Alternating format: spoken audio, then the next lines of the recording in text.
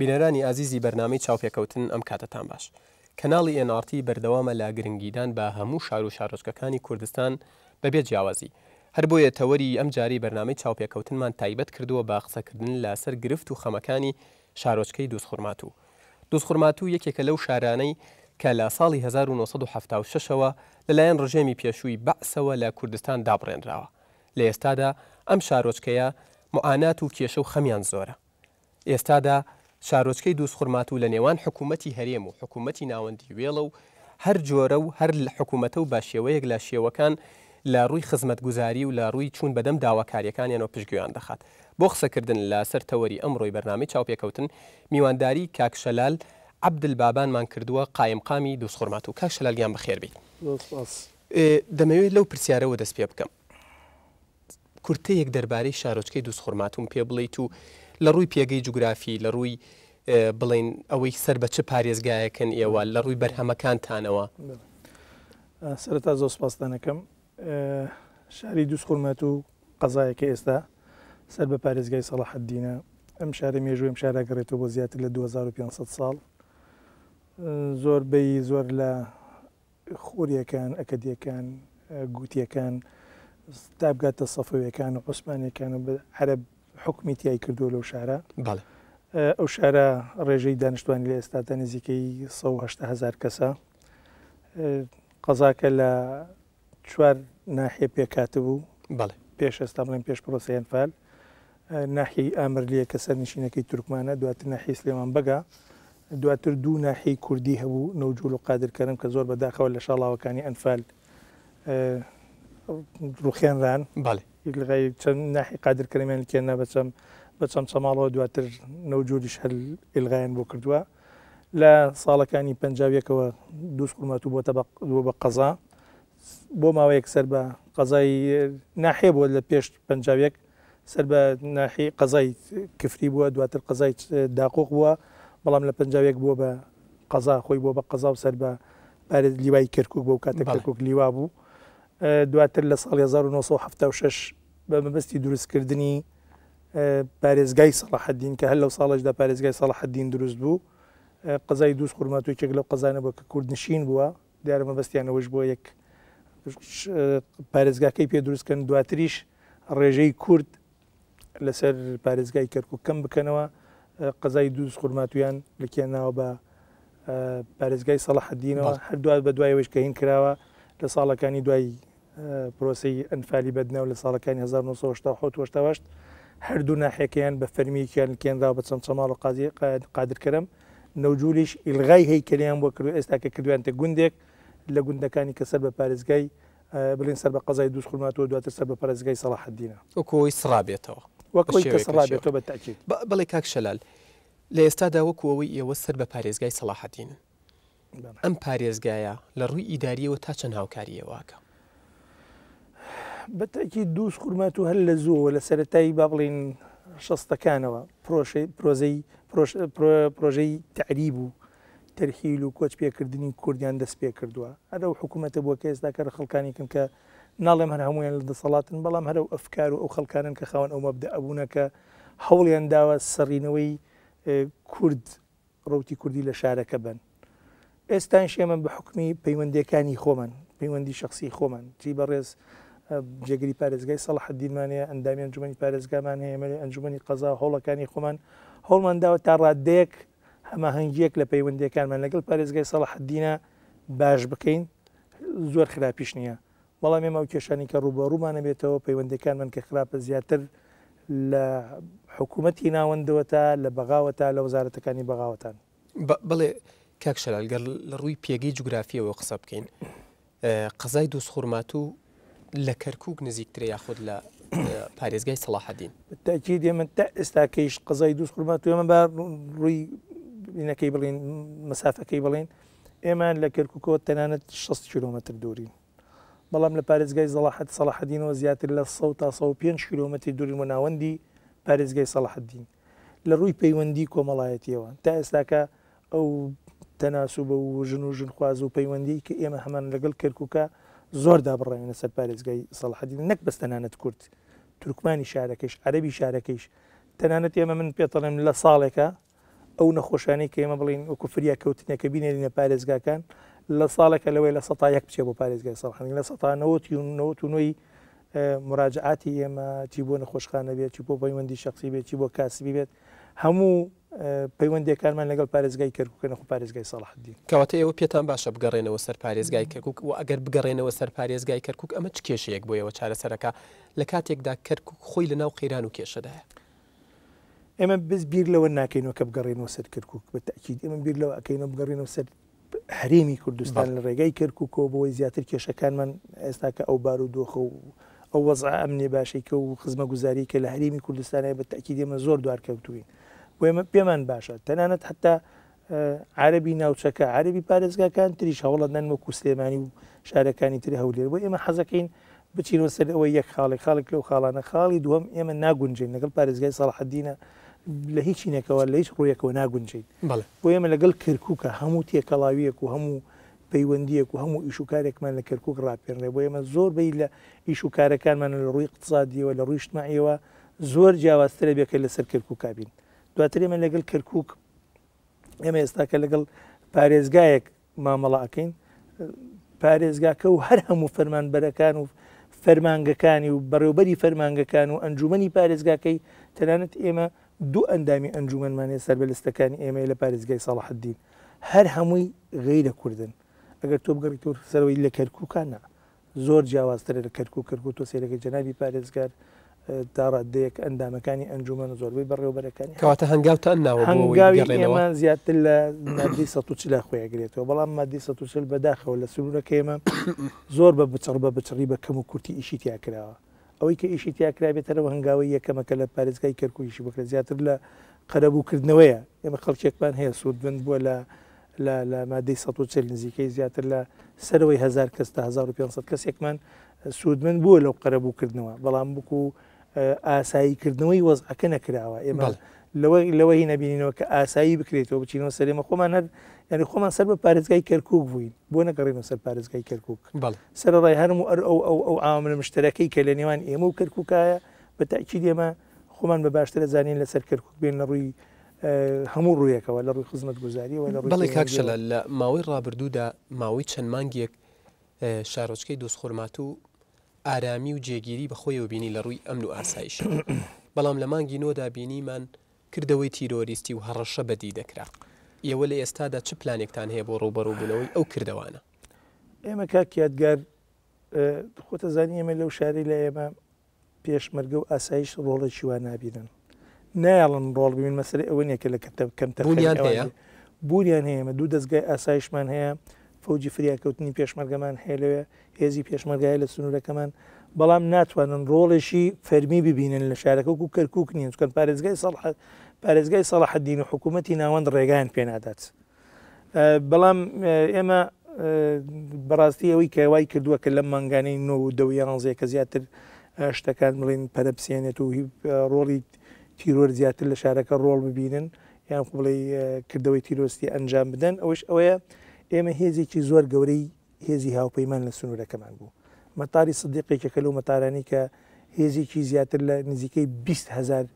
چەکدار و زریپۆش و قوتەزانانی ئەو ئیمکانیاتی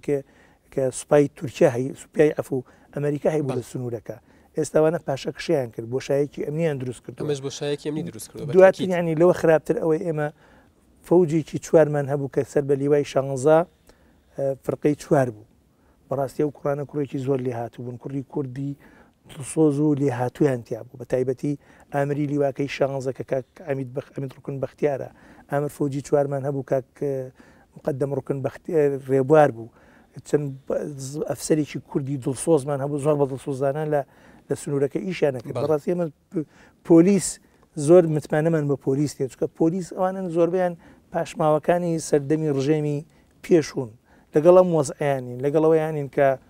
بارودۆخی وەزعەکە ئاسایی بێتەوە تا ئێستاکە خۆتەزانی ئەوانە ئەم وەزع تازە و ئەم دیموکراتی تازی کە ئێستاکەم عێراق تازیان پێ قبول ناکرێت بۆیە کێشەکانی وەکو خۆی ماوەتەوە وەکو خۆی ماوەتەوە چارەسەرشی زۆر ئاسان نیە دووش خورماتوش خۆی موقعی جوغرافیەکەی هەر لە ڕووی جیۆپۆلیتیکە وا کەوتووە کە سەیرەکەی کۆمەڵی کێشەی مزمنی کۆنی تێدایە زۆر بە ئاسانی چارەسەر ناکرێت من ناڵێم زۆر خراپین توکەگەر تۆ بێت بەراوردیکەی لەگەڵ عفو تەقینەوەی گەورە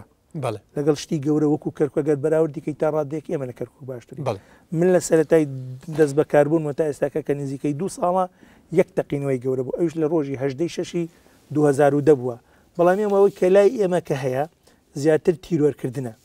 تیرۆرکردنی ئاسایش تیرۆرکردنی هاوڵاتی کورد بە بەردەوام ئێمە پلانی ئەمنیمان هەیە پلانی توکمە دانین هەوڵە دەین بەڵام سنووری دووسقمات و سنوورێکی فەرەوانە پێکاتێکی زۆری تایە دێنە سەرباسی کاریگەری ئەوانش لەسەر ئەوەی کە وا بکرێت کورد شارەکە بەجێ بێڵێ کاک شلال تۆ بۆ 2 ساڵ دەچێت وەکو قایمقامی دووسخورمات و دەست بەکار بوویت و لە سەرەتای دەست بەکاربوونیشتا باست لە بەرنمەیە کرد کە دات ڕشتووە بۆ بەرەو پێشبردننی شارۆچکەکە ئەم بەرنمەیەت تا چەند جێبەجێ کرد تا چەند سەرکەوتو بوویتایە کاکە دیار ئێمە لە ئێمە بەڕاستی شاری دووسخورمات و من پێتەڵێ مناڵم تا ڕادێک بەربەڵایەکی تیا بوو بەربەڵایەکی زۆر لە ڕووی خزمەت گوزارەوە زۆر جێماوە نەک لە ئێستادا لە سەردەمی ڕژێمی پێشەوە هەوڵی داوە کاولی کردووە هەوڵی هەموونەتەوەکانی ناوچەکە وەکو یەک زیانەتی کردووە شاڵاوی تعریب بەرامبەر بە کورد کراوە تەرحیل بەرامبەر بە کورد کراوە من پێتەڵم خانووی هاوڵاتیان کە لە ناو شارەکەی لە خودی شارەکە نەک دیاتەکان کە پێشمەرگەی تیا بوو یا خۆڵی ڕێخست شتوانی تیا بێت خودی شارەکە لە 90ەکان نزیکەی 500 ماڵی تیا تەقێنراوە لە ناو خودی مرکزی ناوەندی شارەکەی بۆیە حکوومەتی پێش و زیاد هەوڵی داوە کاولی بکە وێرانی بکات ئەمە زۆر بە ئاسانی نایەتەوە تایم ئێمە هەوڵمان داوە شتی باشمان کردووە لەم ساڵانە هەوڵی باشمان داوە ینی بۆ نمونە بەدایان کیلومتر قیرتاوی تیاکراوە بەتیان کیلومتر ئاوەڕۆ تێکراوە ئێستاش لەم ڕۆژانەی داهاتووە پرۆژەیەکی ئاوەڕۆ سەرتاسەری شار ئاوەڕۆ ئەەکەین یعنی 103 کیلومتر هەموو شاری پێ ئاوەڕۆکەین ئێستا خەری کاچێتە قۆناغی جێبەجێکردنەوە ئەو ساڵە بەدەیان ساڵە نەک بڵین ساڵ و 2 ساڵ بەدەیان ساڵە ئەناڵێنە بە نەبوونی یەک خستەخانەیەک ئێستا کە ئێمە خستەخانەیەکی سەد قەرەوێڵەیی لە قۆناغی جێبەجێکردنایە پێم وابێت دەست بە دروستکردنی کراوە دەست بە دروستکردن ئەوەیە کە هاتوون ئێمە موقع استلامی شوێنەکەمان کردووە لەگەڵ کۆمپانیایەکی وێنڤریساڵ ئەرجسن کۆمپانیایکی تورکی حالی پرۆژەکەی بۆ کراوە بجمەی پارەکە بڵین بڕی پارەی تەرخان کرایی بۆی نزیکەی 42 میلیارد دینارە ئەو کۆمپانیا وەری گرتووە مباشریان کردووە لەم ڕۆژانەیە دەست بەکارە بن و ئیشەکەن ینی ئیشی تریشمانەیە پرۆژەی بیجوو کراوە قوتابخانە بەدەیان قوتابخانەمانی مەلەو شارەکە کەواتە تۆ هەستەکەی سەرکەوتوو بووی لە جێبەجێکردنی بەرنامەکانتدا ئێمە بەڕاستی من ناتوانم ئەو بڕیارە بم ئەبێەوە خەڵکە ئەو بڕیارە بە بەڵام لەگەڵ ئەوەیشە من هاوکارمان ناڵێم من بەتەنانەت ئەو برادرانی کە بەرپرسین لەو شاری هاوکارمان نییە دەستی هاوکاریمان پێ ناگات ئەوەی کە بە ئێماگات تەنانەت ئەو بودجەیە کە لە پارێزگای سەڵاحەدینەوە بودجەی بژاردنەوەی هەرێمەکانی پێڵن ئەگەر ئێمە چاوەڕوان بین و خەڵکی ئەو شارە چاوەڕوان بێ لەسەر ئەو بودجەیە ئەو شارە پێشکەوێت ئەو شارە بێتە پێش و دروست بێتەوە بگاتە شارێکە شایستەی ئەوە بێت کە خەڵکیایە بژێت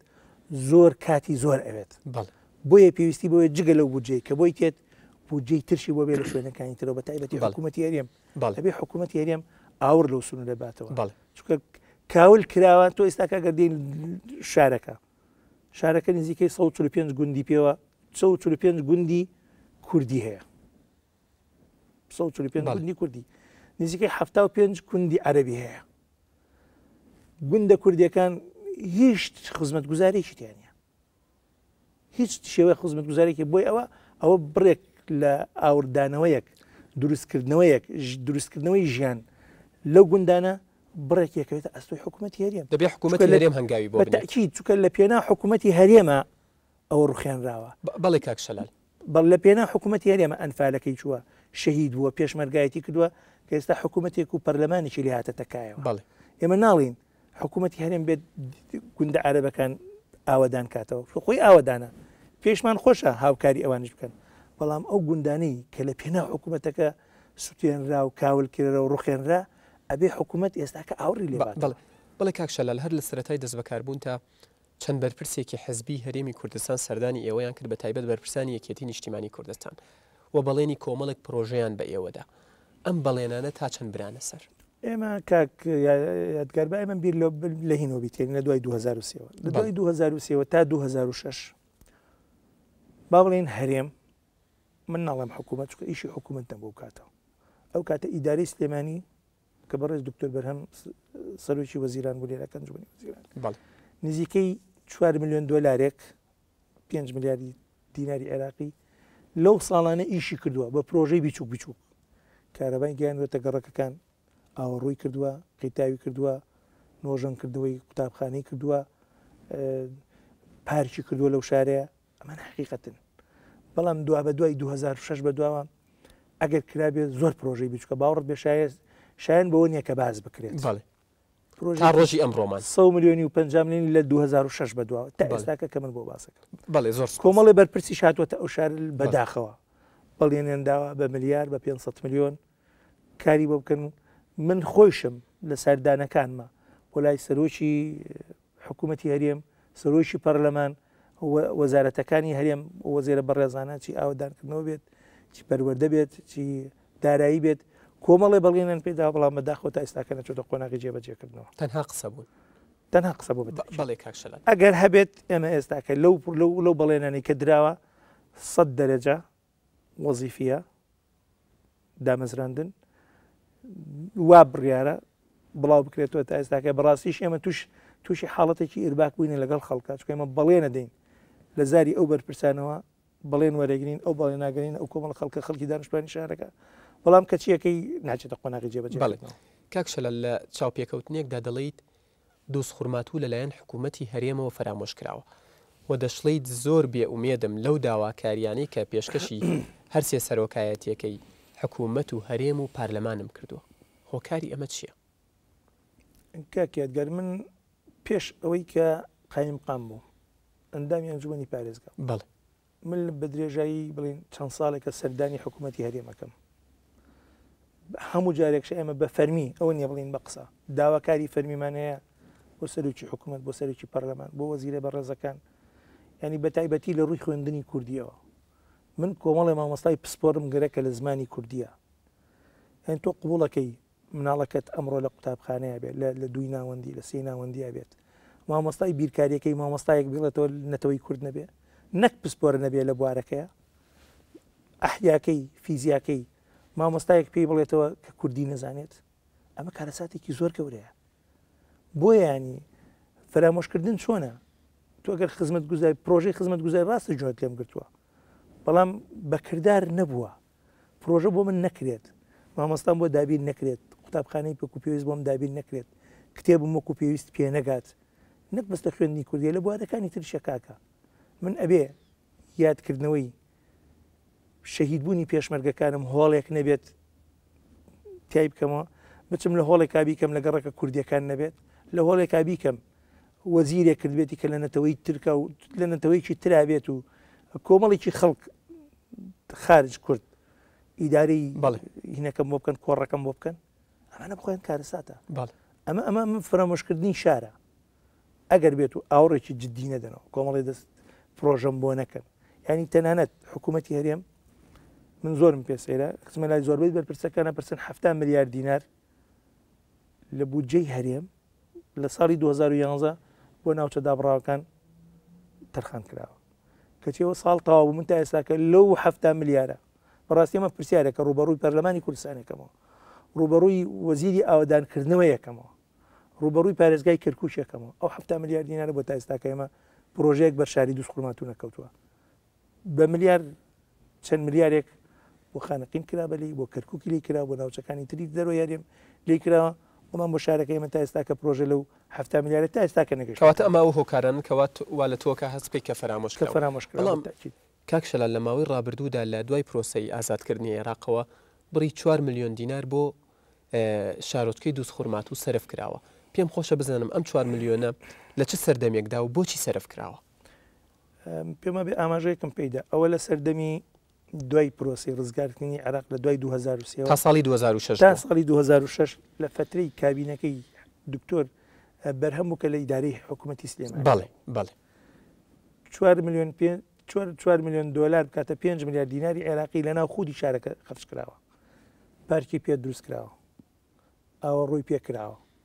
کرتاوی پێکراوە بەڵام دیارە ئەم پرۆژێک تۆ 4 میلیۆن دلار ئەوە ناگەینە تۆ شارێکی پێ ئەوەدان بکەیتەوە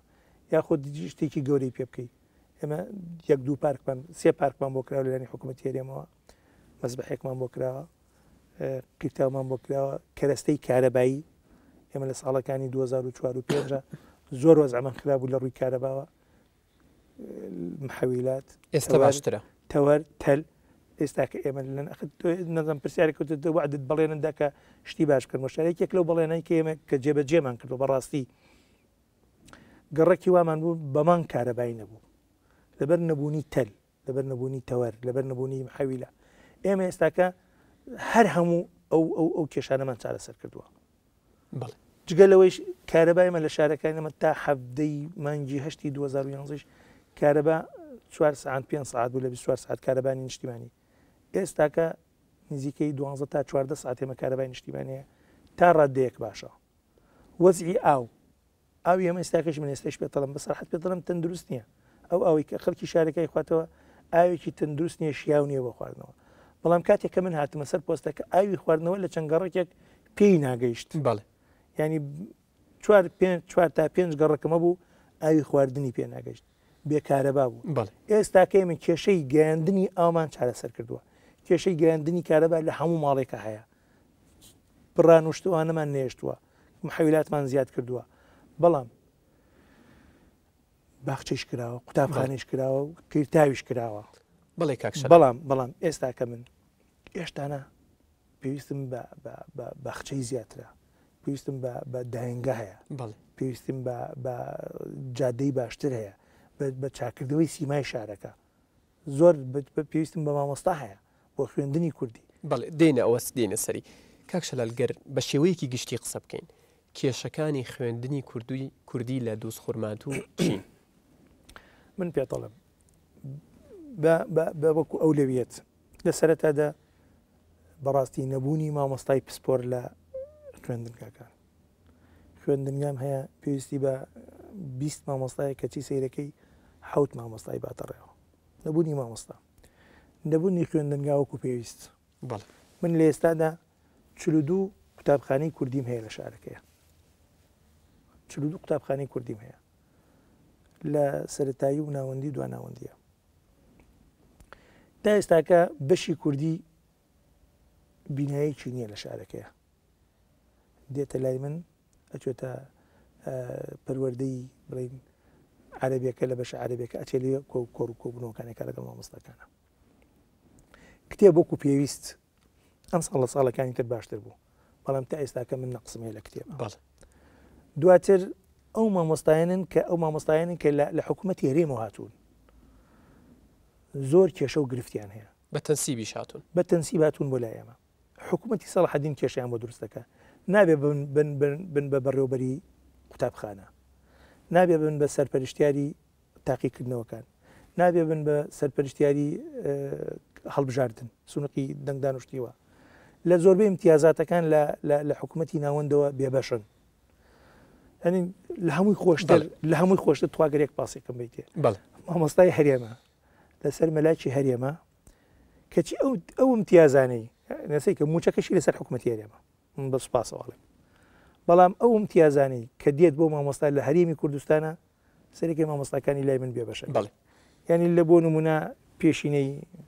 هاوسەرگیری سلفەی عەبقار لە هەموو شتەکانەوە سەیرەکەی ئێمە ناگرێتەوە ئەو بۆ خۆی کێشەیەەکە بڵێ کاک شەلال خوێندکارە کوردەکانی دۆزخورمات و بە چ بیانوویەک لە زانکۆکانی هەرێم وەرناگیرێن وەڵامت لێ وەرەگرمەوە بەڵام پاشەم ناوبڕە بینەرانی ئازیز ناوبڕێکی کورد و دەگەڕێنەوە وڵاتە